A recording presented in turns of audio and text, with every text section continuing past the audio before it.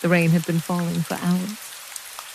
Not the loud kind of rain that rattles windows and frightens the night.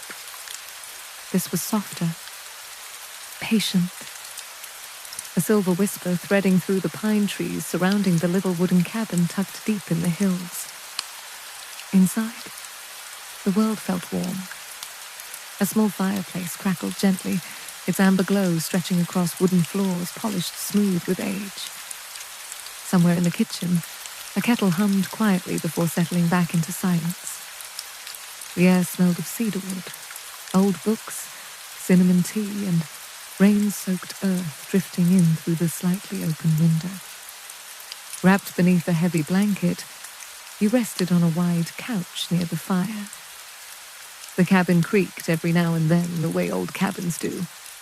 Not in a frightening way, but like it was breathing slowly in its sleep. The roof carried the steady rhythm of rain. Tap, tap, tap. Shh. Tap, shh. The sound softened every thought in your mind. Outside, fog rolled lazily between the trees.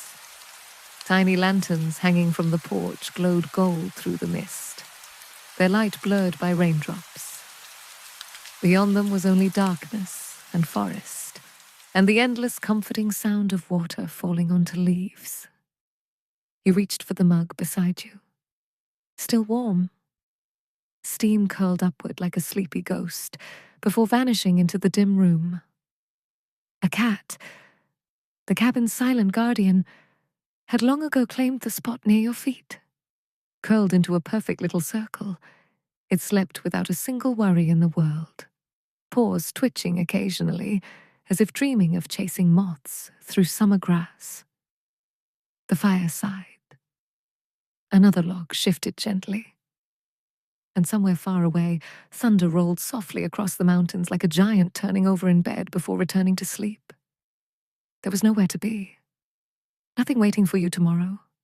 No noise, no rush, no bright screens. Just this cabin, this rain, and the feeling of finally being allowed to rest. The clock on the wall ticked slowly. The rain continued its quiet song against the roof. Your blanket felt heavier now, warmer. Your eyes began to drift closed as the fire painted soft orange patterns across the ceiling. And outside the cabin, beneath the sleepy forest and silver rain, the whole world seemed to grow quieter with you, until all that remained was the rain and warmth and sleep.